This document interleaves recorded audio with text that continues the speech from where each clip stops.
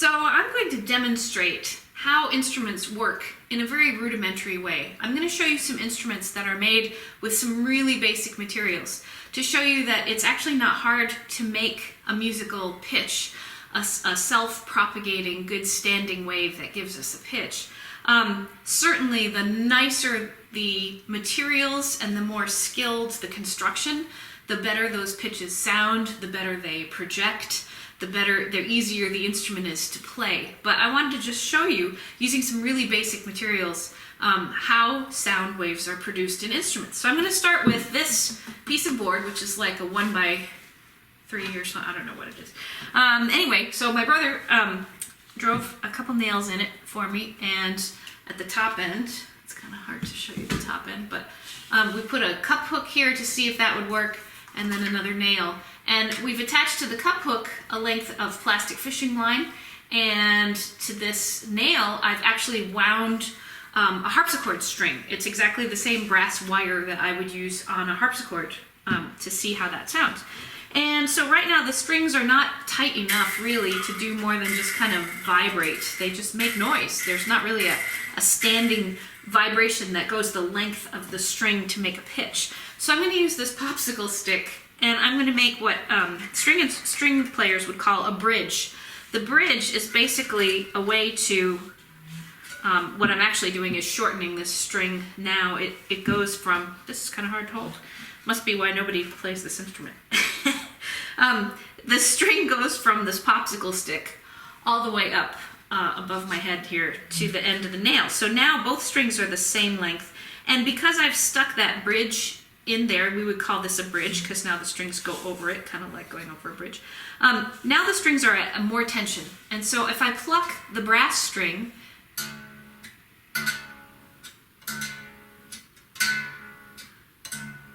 now it vibrates. That's pretty cool. So it's vibrating the whole length of the string, and it's giving me that particular pitch. Now the plastic string is now under slightly more tension as well. I'm going to actually increase its tension by pushing down here below the bridge and cheat a little bit. But now it's the same length as the brass string. Whoops. No, it's not.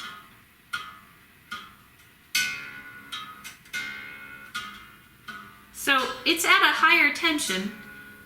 I don't know if you can hear it. It's softer. It's not quite as twangy.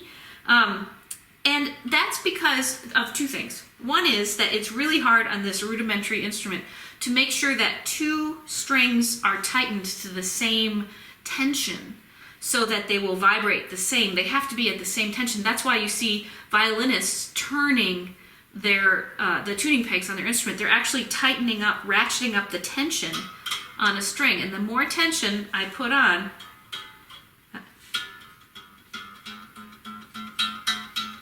less tension, more tension.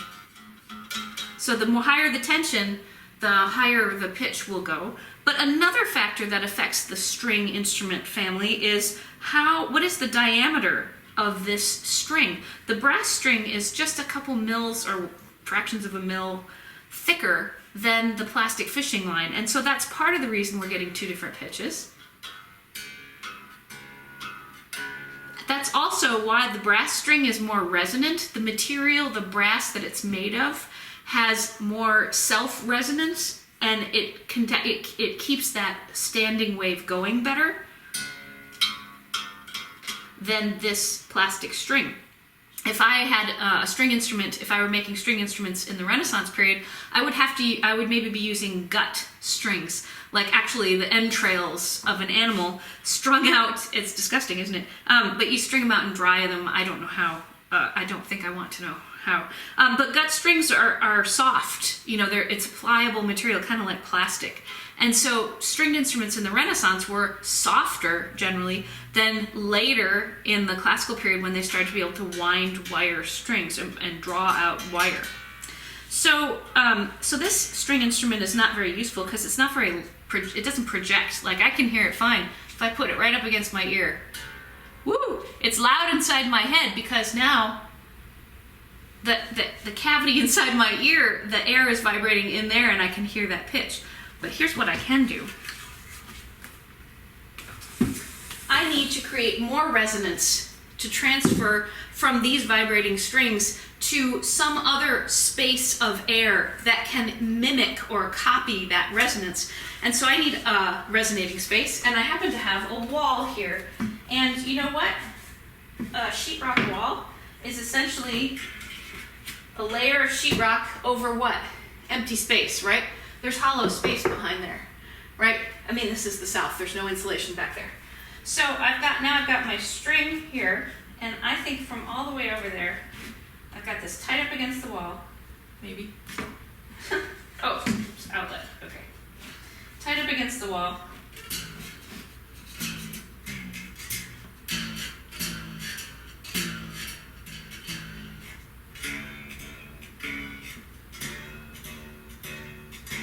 And it's louder. I don't know if you can hear it. This is why it's hard to film like a really cool video when it's just like you all by yourself. But this wall space is pretty useful. Another space that I tried using, and it was pretty successful, and I'll just show you this and then I'll switch instruments, is this door. This is a hollow core door. And it actually, I think, works even better than the wall.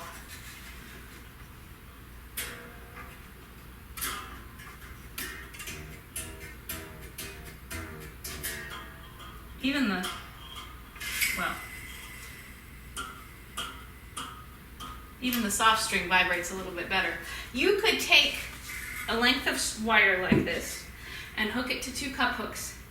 And you could screw those cup hooks into the side of a barn or a house, if out on the outside if you wanted to. And you could use that whole wall as a sounding board. So you could have this huge, big, long string. And that would be pretty cool. There are also instruments called Aeolian harps, which are essentially just stringed instruments like this, they sit outside. And if the breeze is blowing hard enough, the breeze blowing over the strings kind of makes them vibrate. And if I even just run my hands over it, I'm pretty sure you won't be able to hear it on the microphone, but I'll try. Even that makes a sort of a different sort of pitch. It's the higher harmonics of the string vibrating. Kind of a creepy sound. Sometimes you hear them on like horror films and things like that, the Aeolian harp.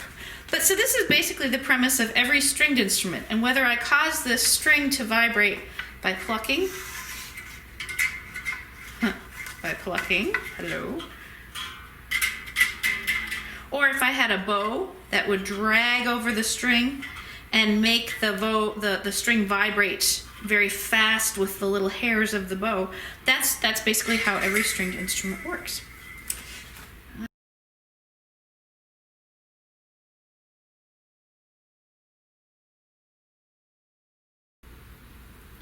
Now I want to show you how woodwind instruments work generally.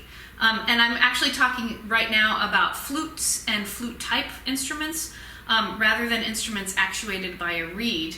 But they all kind of start with the same basic premise, which is that you need a space of air a column of air to vibrate. And so here is a piece of metal tubing. It looks really crude. This is a tin whistle or an Irish flute. And it's even got a really rough piece of wood in here to sort of form the mouthpiece. It's really it's the most crude instrument that you could probably make. And it's basically made by taking a piece of tin and rolling it over and then crimping or soldering the tin to end up with a tube. And we need a way to get the air blowing down this tube in a way that it sends a standing wave back up and down the tube to make the pitch, to sustain the pitch. And so it has this little window cut here. I'm going to blow in this end, but the air is actually, where the magic happens is right here at the window. As the air passes across the window, it is now given way more energy and way more sort of waveform cohesion by this window. It's not so much the air blowing down it as the air blowing across this opening that causes amazing things to happen. So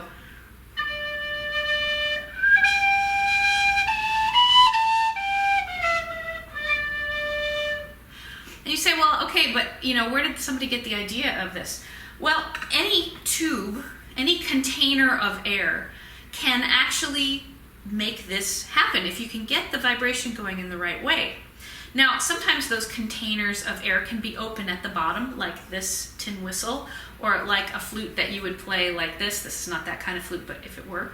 But you can actually even use a tube of air that is closed at the bottom. So I have here rather a nice ginger ale, and I have had 2 bottles of it so far. And so if I blow across, not into the, not in there, that's not going to do anything but just sort of blow moist air back at me. But I need to blow across the top. You've maybe done this with a bottle.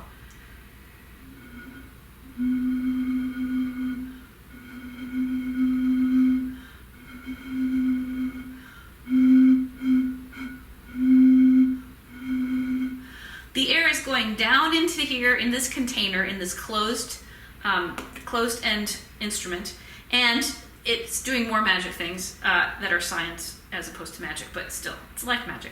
And I get a pitch. Now, I've actually got another bottle of ginger beer here, or ginger ale. It's not alcoholic, if that worries you. And I've actually filled it with water a little bit. It's about a third full. And so let's see if I can...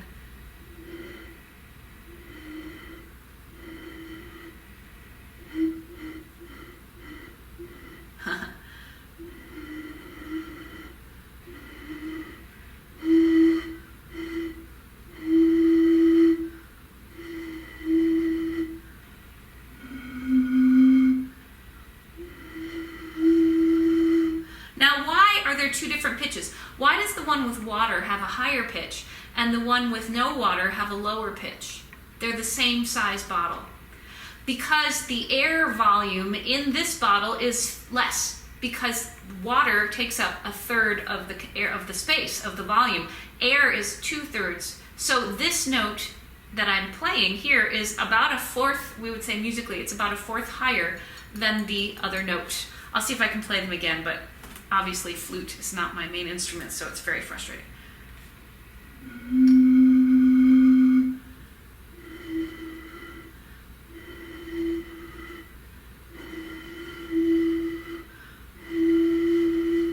I have to say it's harder to play the one with more water in it than it is to play the one with no water in it. So I thought I would just show you a couple more flute things that I happen to have at the house here. Here's a fancier tin whistle. In this case, the air goes in to a plastic mouthpiece that covers sort of the top end of the metal tube, and the window is carved in the plastic, so the air again is shot down along that length.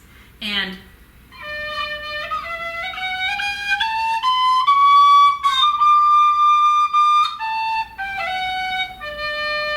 so it has a little bit clearer sound than this one, which was made a little more cheaply and a little more clumsy. But this again is an Irish penny whistle or a tin whistle. And the length of the instrument, if I cover up all the holes, then the whole length of the instrument is being used to blow. If I pick up one finger, then this hole is now open, and so the tone is really this length from here up.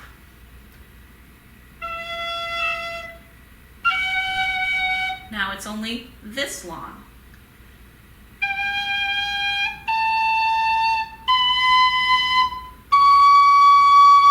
And that's with no fingers pressed down at all, so the instrument is really only this long.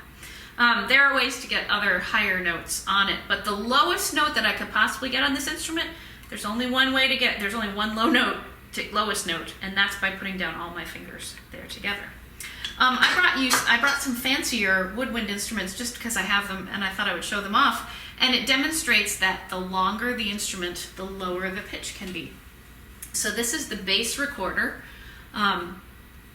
It is going to be an end-blown flute, and I have to say I'm really not good at the bass recorder. It's really big for my fingers, and I'm a brass player, really, not a recorder player.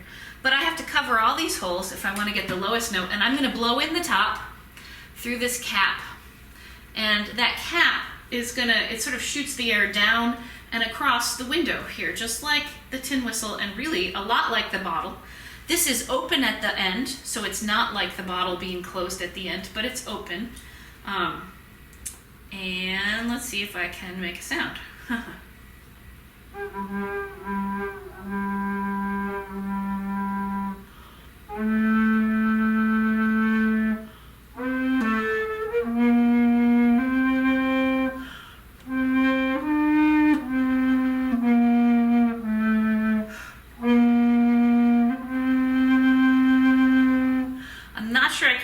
Play the lowest note because my fingers just are not, they don't go where they should.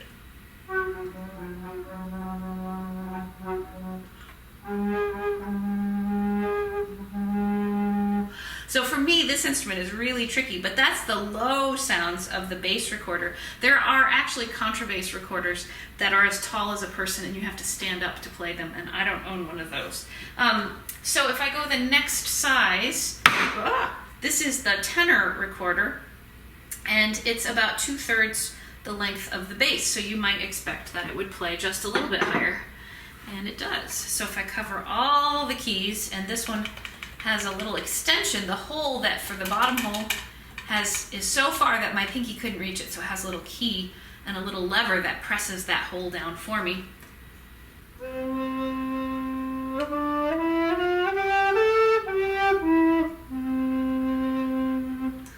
Okay, well, tenor is one low voice, but guess what? I have an alto. And so look, it's just a little bit shorter than the tenor, and so it plays notes that are slightly higher than that.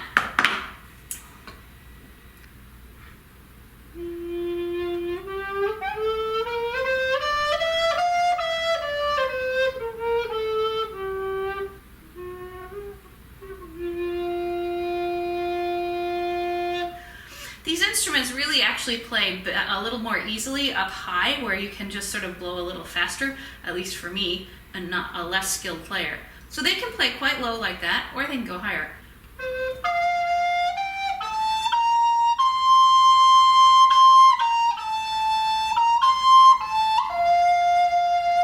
So it's an instrument that has a wide range, but the lowest note that it can play is the one that I can only play with all my fingers down.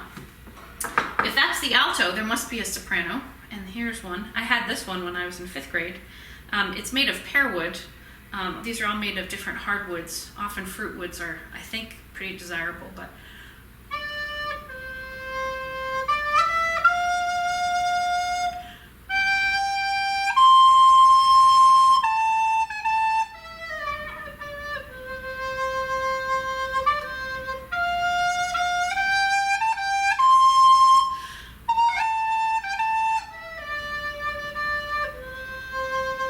so that one has a higher sound. And you notice actually they all have slightly different tone colors as well. That's because they're made of different materials. In order to get these to work, you also notice that the diameters have to change. They're not all the same diameter opening. Those kinds of variations and changes, and the change in the window size and in the air hole at the top, that's what an instrument maker really studies and learns and experiments with over the years. I had this one, I brought this for fun. This is made of plastic, like if you played a recorder in elementary class. But this is the Sopranino recorder. It is so tiny. It is half the length of the soprano recorder, and so it is going to sound twice as high. I hope the dog next door doesn't start barking. It is so small, I don't even know how I could possibly put all my fingers on it.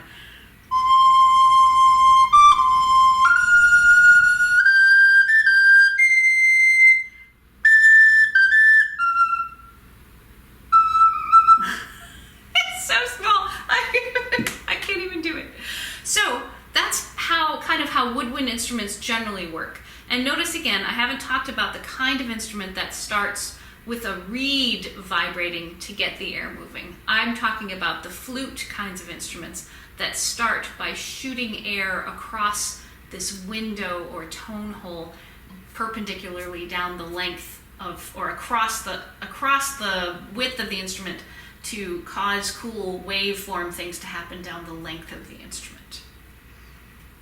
So there we go.